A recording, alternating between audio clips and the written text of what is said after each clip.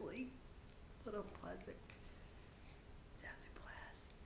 We're trying something different. June 1st, 2025. Trying something different this week. I have abandoned Clip Champ. It bombed out of me again. This is take 2. And so, folks, this is real life. This isn't AI. This is me sitting in my living room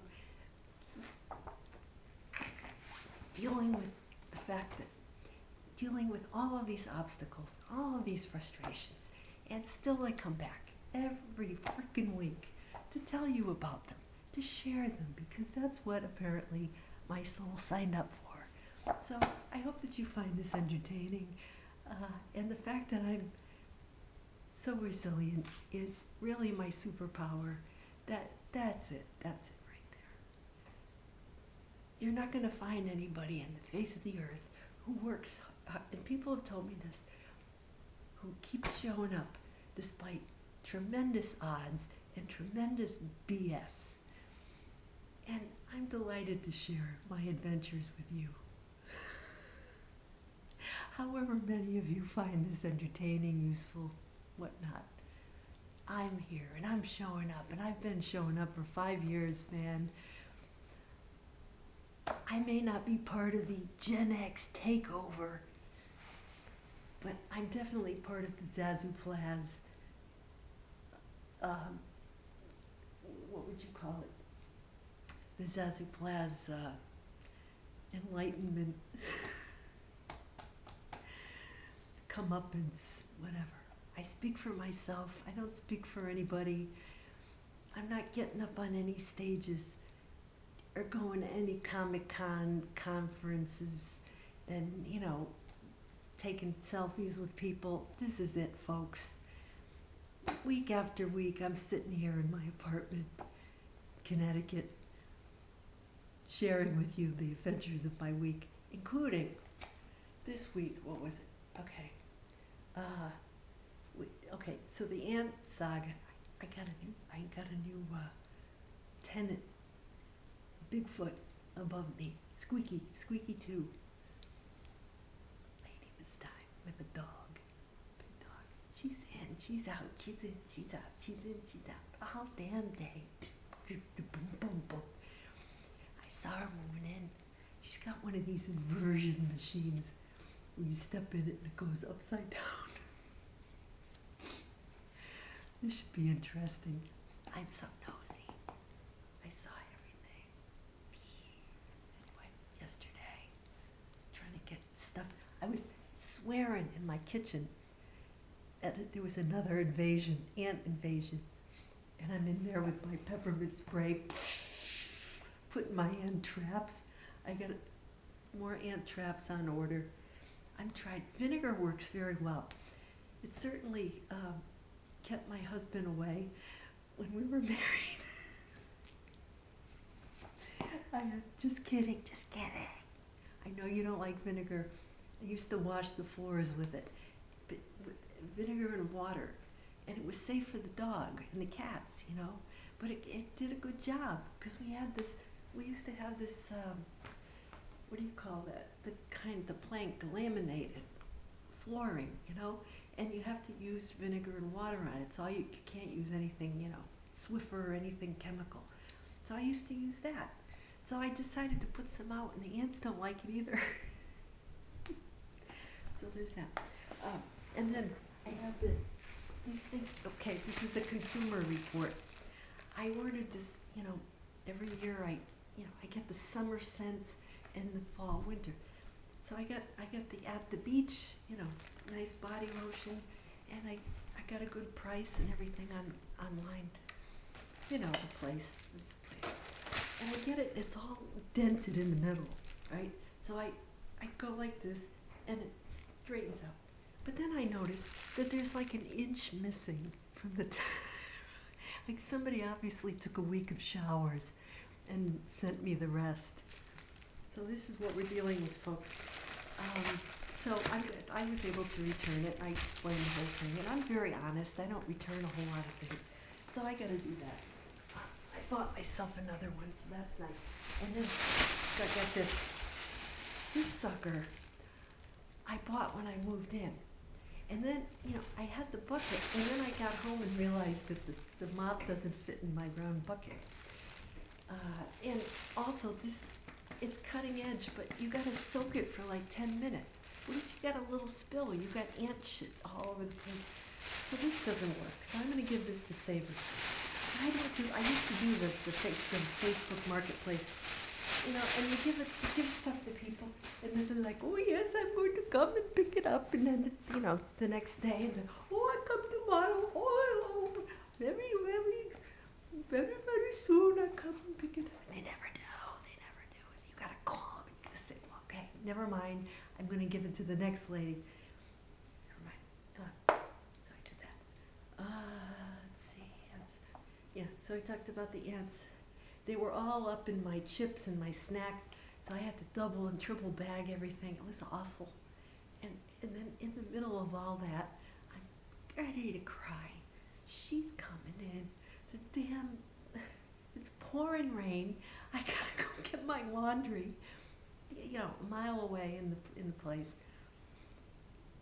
It was a tough day, and here we are. And then I lost my video today. So that was my weekend. How was I hope you had a great weekend. Ascension. They had 2 separate sets of readings today, so I'll get to the first one and then the other and share my thoughts and get the hell out of here. Because I've got tostadas that I had last night. They were really good, turkey tostadas. But they don't have the tostada shells anymore. So I just have it with lettuce on the side and then chips and salsa and stuff. So anyway, I feel like I forgot some. Anyway, okay. So this reading, it's the ascension. When Jesus goes up into heaven, and whenever I would teach this lesson to my CCD kids at Sunday school, especially the little ones when I taught my younger son, we had this lesson where I would I let them crumple up paper, and one kid would get to be Stephen, and they all got a turn, they get a turn. And then, but they didn't want to be Stephen. They wanted to be the ones throwing the rocks at Stephen. We didn't actually have any Stephens in our class, but like, oh, can I stone Stephen? Can I be stone? And I had a lot of little boys in my class, and they got their yayas out. Now today, this probably wouldn't fly, and if they knew that I was doing that, I'd get in trouble. But it worked, because when the kids would be stuck in school all day, especially little boys, I know as a boy mom, you gotta give them, so I would do things like give them a squishy ball and let them say practice their prayers. You say one line, you throw the ball, you say a line, throw it back. Psst, psst. I would do stuff like that. And they would look forward to it, I get them up off on their feet doing stuff, And then they would never know, like, what Mrs. Plazz was going to do. Every week I'd show up with props, And I was working, too. I'd work all day. I'd go to the gym at 5 in the morning, go to work, which was right down the street, and then I'd zip over there like 3:30. I'd have to get out of work early every week to go teach the kids. So I was essentially giving up hours to go teach the kids. And this is the part of Gen X nobody talks about. This is why I get so frustrated. They don't talk, it's the same nostalgia crap. Nobody talks about spiritual aspect, the sacrifices, the service. Those of us born in the 60s, our stories are not being told. People have got to, step up. Because, I'm not the only one. We've been in service all these years. We've been, in Catholic school and inundated with all kinds of, lessons and learning, and we've been deep undercover, And these younger ones, they don't get it. I'm sorry. But they're just doing the nostalgia thing and, you know, talking about being locked out and drinking out of the hose and, you know, my mom didn't leave me in the car. My mom took me shot. I was with my mom way too much. There's that, right? So I'm telling my story. I don't want to disparage anybody else's. Everybody's got their own story and they have a right to tell it. But I'm just saying that there's a gap. It's incomplete, you know, and I think a lot of us early Gen Xers, the ones in the 60s, we've been content to be, out of the limelight because the story we have we haven't had, we didn't use this term, but safe space. We haven't had any space. We haven't had anyone interested in hearing our story. Everybody's out there, listen to me. Nobody's talking. Nobody's really talking. So that's kind of where I come in. That's my passion, So you get this here. So come visit me here if you're interested in what I have to say. You might learn something. Anyway, get to it, Zazoo. Okay. So there's the stoning of Stephen. So, there's Saint Stephen. He was the first martyr, and I'm a 3-5 emotional manifesting generator in human design, if you know about that. I'm a martyr heretic, okay? So I feel this, so Stephen said, he looked up and he said he saw the glory of God, Jesus at the right hand of God, and, the crowd, they're like, nah, they didn't want to hear him, right? They didn't want to hear his truth, They couldn't handle it. It wasn't time. So they rushed him, threw him out, threw stones at him, and still he forgave them. Do not hold this against them, Lord.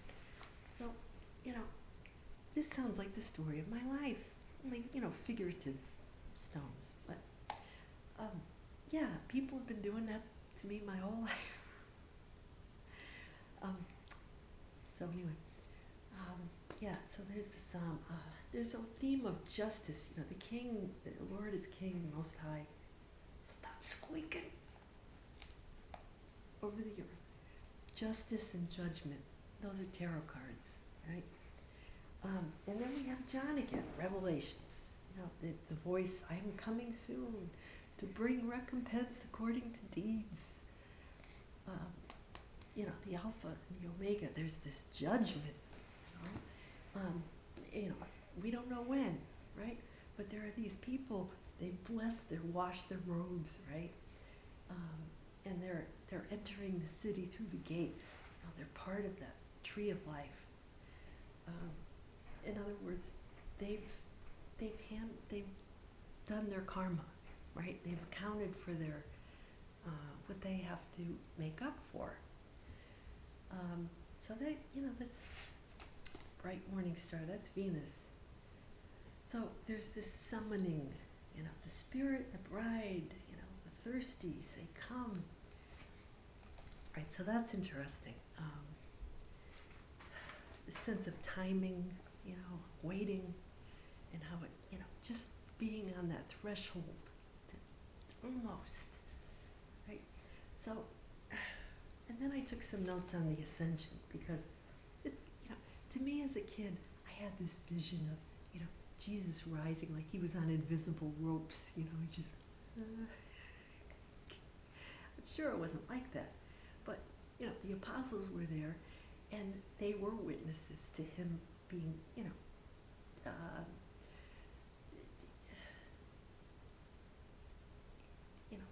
standing there looking up at the sky and the angels are there, why are you standing there looking up at the sky? The angels say to them, Jesus will come someday. The way you've seen him go up, he'll come back. So, and this is the Christ spirit that we all, that is available to everyone, right? That's what's going to unite everybody. when we're all, open to that Christ light coming down and, being all part of it. So God mounts his throne to shouts of joy, blare its trumpets. That's in the Judgment tarot card. It's all right there. It's interesting that Jesus said to them, he said he would send the promise of my Father to them, but he told them to stay in Jerusalem until they were clothed with the power from on high. Now that's the Holy Spirit. That's Pentecost, right? When they get all their gifts. But until then, they kind of have to lie low, right? Don't tell anybody. Don't just lie low and, until the time, and then you'll know, right? So, yeah, interesting. So basically what it means, the washing of the robes is like dying to your ego, letting go of everything, all the masks, all the pretense, all that crap, right? You have to let that go. All your ties to the 3D, to the third dimension. So, get to the song, Zazoo, okay? Squeaking is getting distracting. So, I was in high school. July 1982 was before my senior year in high school. Take us up where we belong. Jennifer Warnes and Joe Cocker from Officer and a Gentleman. I mean, if you were a teenage girl, Deborah Winger, that scene where Richard Gere rides up, her white knight on the steed, on his motorcycle, in his Navy uniform, goes into the factory and carries her out. Iconic. And all the women are clapping, yay! So teenage me was like, wow. I bought that hook, line, and sinker stuff. And now I'm thinking, yeah, that's good until just about get to the door of the factory, and then what? This is me, 59, after a divorce, 2 kids, and several years of life experience. I'm thinking, yeah, I don't know. Maybe if he does his own laundry, makes his own, helps with the meals, When you're 16, it's like, oh.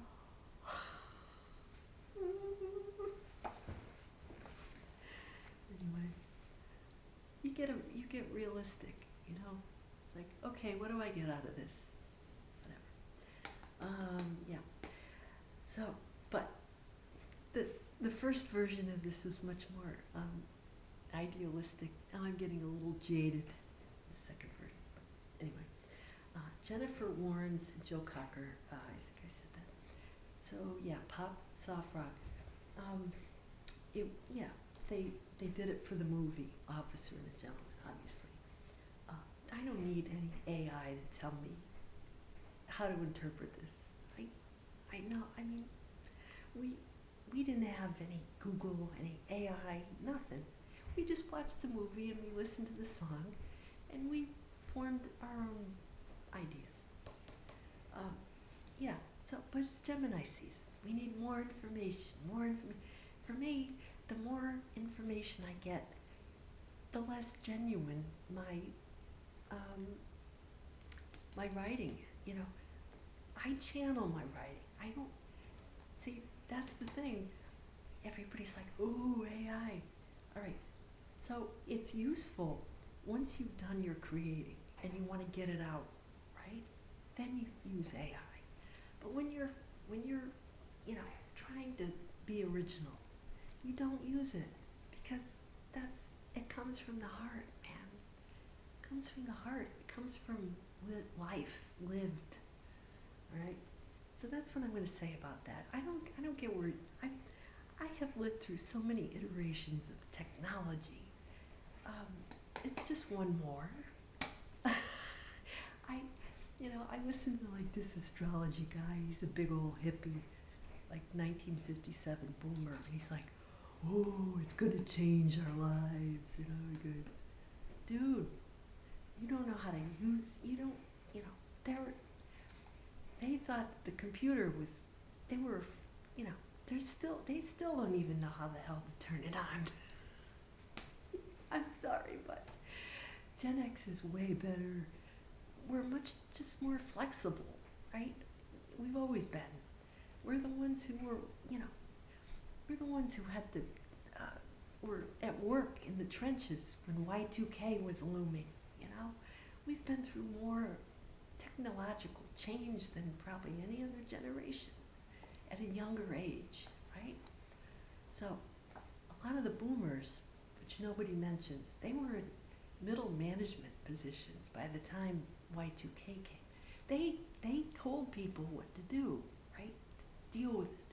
And we were the ones who were in the trenches dealing with it. That's all I want to say about that. Now, I have a lot more to say about that, but my dad was in systems consulting in the 90s, you know, and I was too, you know, because, anyway, don't want to go into it right now. Buy the book, and there'll be other books. Anyway, yes, move that. Okay, so, yeah, this song, it went #1 on the Billboard 100, sold over 1 million copies. Recording Industry Association rated it one of the songs of the century, the 20th century. And they won Grammy for the duo, for the singing, and the songwriting. 2 different separate, you know, it was a group of 3 songwriters did it. And it's interesting because, you know, the duo, I thought Joe Cocker, Jennifer Warnes were like in the studio singing and looking at each other. No, he didn't even want to do it. He was all raspy and, you know, the male, you know, and she's this, you know, kind of more feminine, very, you know, gentle voice. And so they recorded them separately and then they put it together. See, this is what you don't know. And I wish I didn't know, because I thought it was a love song. Turns out it's like, it pieced together parts.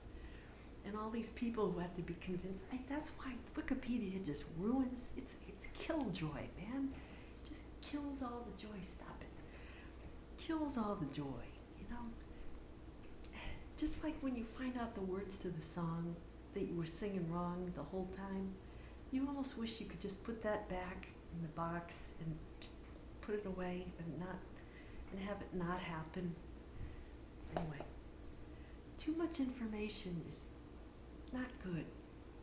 Just saying. Yeah. So, but there was this, you know, rough, and the contrast, right, of the feminine. It's kind of like Deborah Winger and Richard Gere. You know, they kind of, at first they, you know, they had their on, their off, sort of. So that, in a way, it's good because it mirrors that character relationship in the movie. So that I like. And they talked about a gospel, they said it was a gospel-inspired piece of pop song craftsmanship.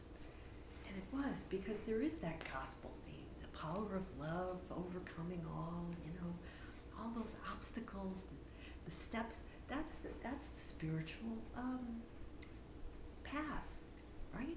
Lifting us up to where we belong. That's what Jesus did, all those steps, right? He didn't just get born and ascend. And neither do we, right? We were born, we go through childhood, teenage, and finally, you know, we go through all the steps, right? And, you know, there's no instant gratification in life. We're here to learn. We're here to, and that's the journey, that's the beauty of it, right? Just like the song was built note by note, step by step, iteration by iteration, right? So we don't know what tomorrow's going to bring, but we have now, see? So, yeah, we're climbing the mountain, and we're, see, in a world where few hearts survive. I love that line. In a world where few hearts survive. And that's the challenge, is to keep your heart to keep from getting cynical and jaded in a world that doesn't care about your dreams, doesn't care what you want to achieve, right? Is it Saturn and Neptune going into Aries, right? That's all about obstacles to your dreams, right? Saturn and Neptune. Neptune is dreams, you know. And then there's Jupiter on a, Gemini. So that's a lot of it's a lot of details and distractions, man. So there's a lot going on here astrologically too. It's fascinating. So we have to keep our heart alive, despite everything, right? Despite things not going our way, despite disappointments, despite, things not being perfect, right? So, yeah. All we have is here and now. So, yeah, I got it done. I'm going to try this. I'm just using the video, simple video on my laptop, and I'll hope that this turns out this time. So I hope your spirits lift up, just like on eagle's wings. That always makes me cry, that song. They played that at my mother's funeral mass. So maybe I'll go out and take a little walk after I post this. So I hope you have a great week, and I'll see you next week. Same place, maybe different place, different time. Zazoo Plazz out. Take care.